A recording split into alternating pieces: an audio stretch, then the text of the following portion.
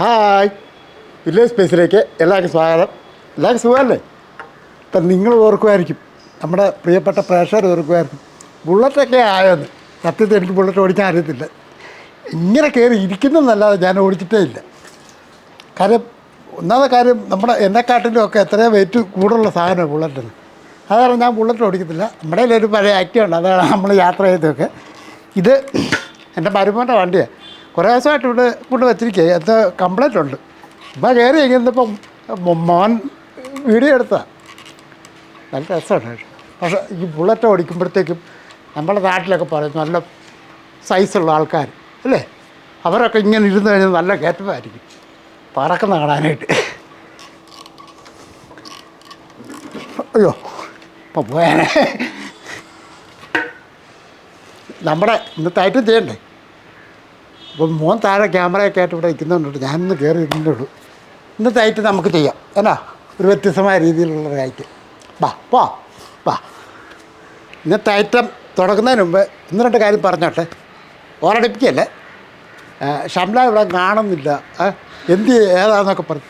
എവിടെ പോകാനാ അല്ലേ ഷംല? ഞാനിവിടെയൊക്കെ തന്നെ ഉണ്ട്. ഞാൻ തൊട്ടടുത്ത് ഈ പൊണ്ണത്തിച്ചായ്ക്ക് ഓരോന്ന് എടുത്തെടുത്ത് കൊടുത്തോണ്ടിരിക്കുക. അപ്പം നമ്മളിപ്പോൾ പ്രോഗ്രാമൊക്കെ ചെയ്യുമ്പോഴത്തേക്കും ചില സാധനങ്ങളൊക്കെ നമുക്കൊന്ന് അടുപ്പിച്ച് തരാനും ഒക്കെ കൂടെ ഷംലയുണ്ട്.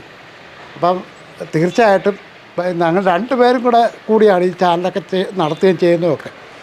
കാരണം ഒരു സപ്പോർട്ടിലേക്ക് പറ്റുമല്ലോ. പക്ഷേ തീർച്ചയായും ഷംലയുടെ അഭിപ്രായങ്ങൾ ഞാൻ ചോദിക്കും, എൻ്റെ അഭിപ്രായം ഷംലയുടെ ചോദിക്കും. അപ്പോൾ ഇത് ഡിസ്കസ് ചെയ്ത് ചർച്ച ചെയ്തതിന് ശേഷമാണ് നമ്മൾ ഓരോ പ്രോഗ്രാം ചെയ്യുന്നത് കേട്ടോ. അപ്പോൾ മാന്യ പ്രേക്ഷകർ മനസ്സിലാക്കണം, എപ്പോഴും മരണകാലം വരെ എൻ്റെ കൂട്ടുണ്ടാവും. ഞാൻ ഷംല എന്ത് ചെയ്യുന്ന എല്ലാവരും ചോദിക്കുന്നുണ്ട്. അപ്പം ഞാനിവിടെ ഉണ്ട്, ഞാൻ ഇങ്ങോട്ട് കയറാത്തത്. പക്ഷേ തിച്ചായ്ക്ക് ഇവിടെ ഇന്നുണ്ട്. ഇതിൻ്റെ ഓരോ ആവശ്യങ്ങളൊക്കെ എടുത്തെടുത്ത് കൊടുക്കുകയും എന്നെ എപ്പോഴും വിളിക്കും, നീ കയറി വരാമായിരുന്നു. ഞാൻ പറഞ്ഞാൽ ഏതായാലും ഞാൻ ഇവിടെ നിന്ന് എടുത്തു തരാം, അതുകൊണ്ട് മാറിയിരിക്കുന്നതേ ഉള്ളൂ കേട്ടോ. ഞാൻ ഇവിടെ തന്നെ ഉണ്ട്. അപ്പോൾ സമയം കളയാതെ നമുക്കിന്നത്തെ എന്നാ തുടങ്ങിയേക്കാം. നമുക്ക് 1 കിലോ മൈദാങ്കിയുണ്ട്. ഇന്നൊരു പലഹാരം ഉണ്ടാക്കും അല്ലേ. ആദ്യമേ തന്നെ 1 ഗ്ലാസ് പാല് ഈ ബേസിൻ്റെ അകത്തോട്ട് ഒഴിക്കുകയാണ്.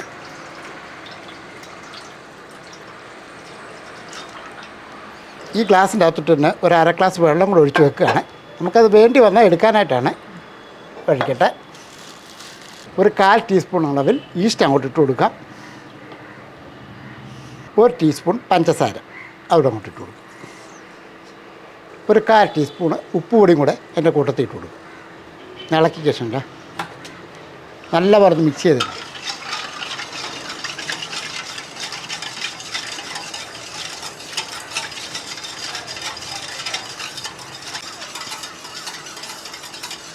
നല്ലപോലെ മിക്സ് ചെയ്തതിന് ശേഷം നമുക്ക് കുറച്ച് മൈദ അങ്ങോട്ട് ഇട്ട് കൊടുക്കാം.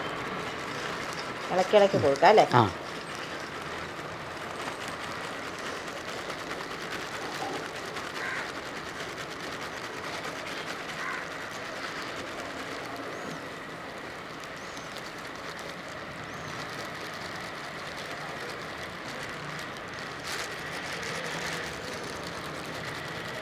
കുറച്ച് മാറ്റി വെക്കുകയാണ്. ഇനി ഇത് നല്ലപോലെ കൈ കൊണ്ട് തന്നെ ഒന്ന് മിക്സ് ചെയ്തെടുക്കുക. നല്ലപോലെ കുഴച്ചെടുക്കണം.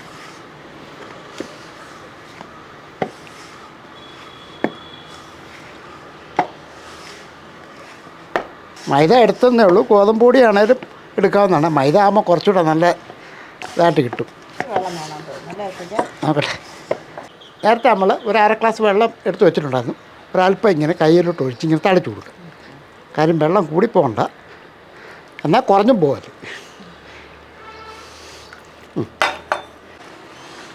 അതിനുശേഷം നല്ല പറഞ്ഞ് അയച്ചെടുക്കണം.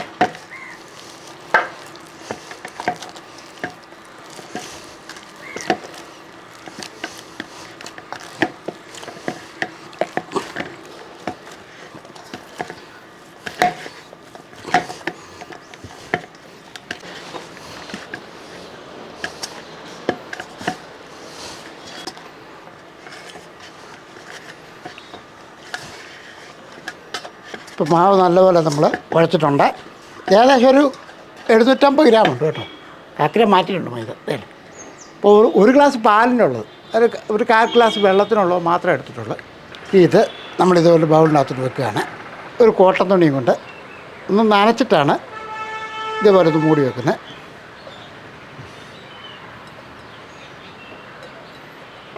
അവിടെ ഇരിക്കട്ടെ. ഇത് ഏകദേശം 1 മണിക്കൂറെങ്കിലും ഒന്നിരിക്കട്ടെ അല്ലേ? അത് കഴിഞ്ഞിട്ട് നമുക്ക് ഉണ്ടാക്കാം. ഒന്ന് പുളിക്കണം. കൊണ്ടുവെക്കണം, അവിടെ അങ്ങനെ കൊണ്ടുവെക്കാം. അപ്പോൾ 1 മണിക്കൂർ കഴിഞ്ഞിട്ട് നമുക്ക് പിന്നെ തുടങ്ങാം.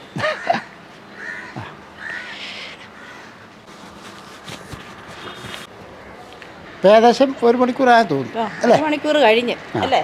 കാര്യം മാവൊന്ന് പുളിക്കണം, അതിന് വേണ്ടിയാണ് വെച്ചിരുന്നത്. നമുക്കൊന്ന് എടുത്തു പോകാം.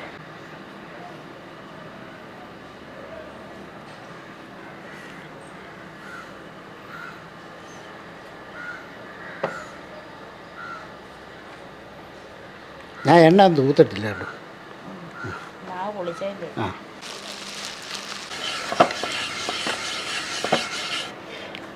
ഇനി ഇതങ്ങോട്ട് എടുക്കാം.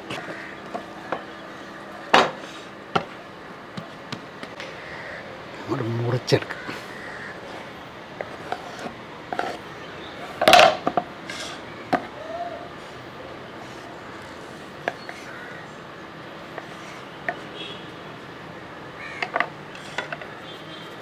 പരുവത്തിൽ വേണം മാവ് അല്ലേ? ഇതേപോലെ ഒന്നുണ്ട പിടിച്ചങ്ങോട്ട് വെക്കുക.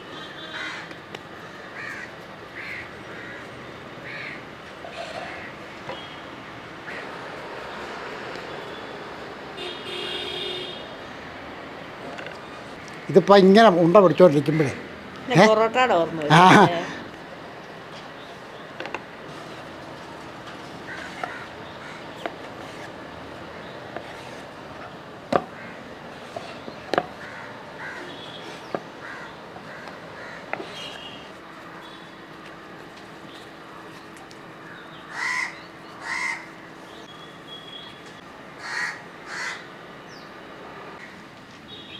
അപ്പോൾ നമ്മൾ ഉണ്ടയൊക്കെ പിടിച്ചിട്ടുണ്ട്. ഇനി ഇതൊന്ന് പരത്തിയെടുക്കണം. ശമല പരത്തിക്കുക. ശമല ആ ഇച്ചിരി മൈദ തൂക്കിയിട്ട് ഒന്ന് പരത്തിയെടുക്കുക.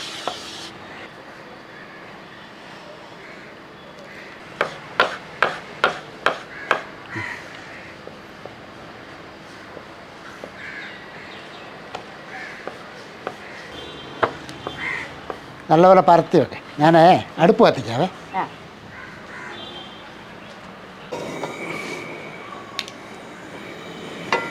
അപ്പോൾ പരത്തി നമുക്ക് ഇതേലുണ്ട് ചുട്ടെടുക്കാം.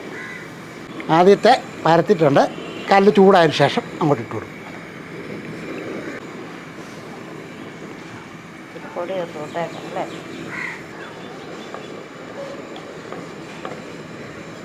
അത് തിരിച്ച് മറിച്ച് വെക്കാൻ നമുക്ക് അങ്ങോട്ട് ഇട്ട് കൊടുക്കാം.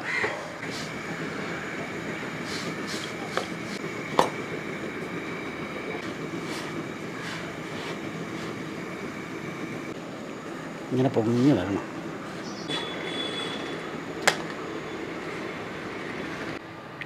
നമുക്ക് ഒരല്പം നെയ്യ് കൂടെ തൂത്ത്, നല്ല നെയ്യാണ് ഞാൻ തൂത്തിരിക്കുന്നത്, അങ്ങോട്ട് തൂത്ത് കൊടുക്കുക. ആ 2 സൈഡും.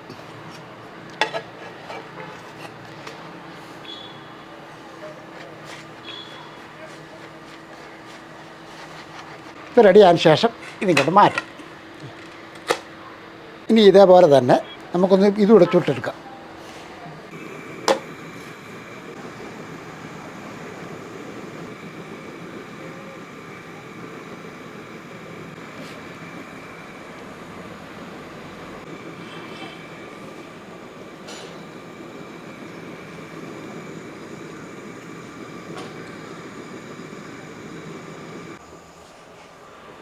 അപ്പോൾ ഇതേ രീതിയിൽ തന്നെ ചുട്ടെടുക്കാവുന്നുള്ളൂ. നല്ല ടേസ്റ്റാണ്.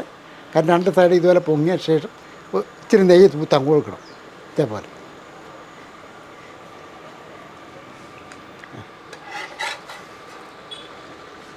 ആവശ്യത്തിന് നെയ്യ് തൂത്ത് കൊടുക്കുക. ഇപ്പം നോയമ്പ് മാസമൊക്കെ വളരെ അടുത്ത് അല്ലേ? 1-2 ദിവസത്തിനകം നോയമ്പാവും. അപ്പോൾ തീർച്ചയായിട്ടും നോയമ്പ് സമയത്തൊക്കെ ഇതുപോലുള്ള ഭക്ഷണങ്ങളൊക്കെ വെറൈറ്റി ആയിട്ടുള്ള ഒരുപാട് ഭക്ഷണങ്ങൾ നമ്മുടെയൊക്കെ വീടുകളിൽ സർവ്വസാധാരണമായിട്ട് ചെയ്യുന്നുണ്ട്. തീർച്ചയായിട്ടും ഇത് നിങ്ങൾക്കൊക്കെ ഇഷ്ടപ്പെടും.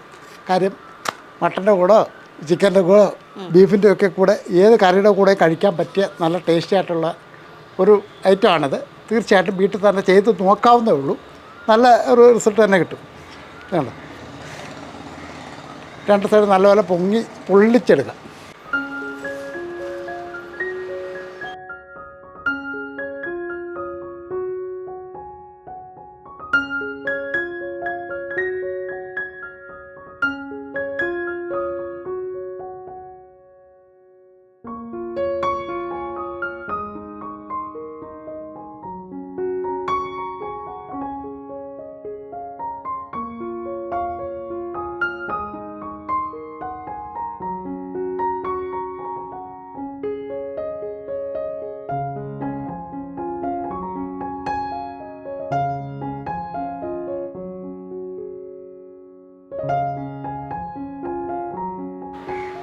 സാധാരണ നമ്മളൊക്കെ വീടുകളിൽ ചപ്പാത്തിയൊക്കെ ഉണ്ടാക്കുന്നതല്ലേ. തീർച്ചയായിട്ടും ഈ രീതിയിലൊക്കെ ഒന്ന് ചെയ്യുമ്പോഴത്തേക്കും അതൊരു വ്യത്യസ്തമായ രീതിയിൽ തന്നെയാണ്. ഇഷ്ടമുള്ള കറിയുടെ കൂടെ കഴിക്കാം അല്ലേ ഷണ്ട?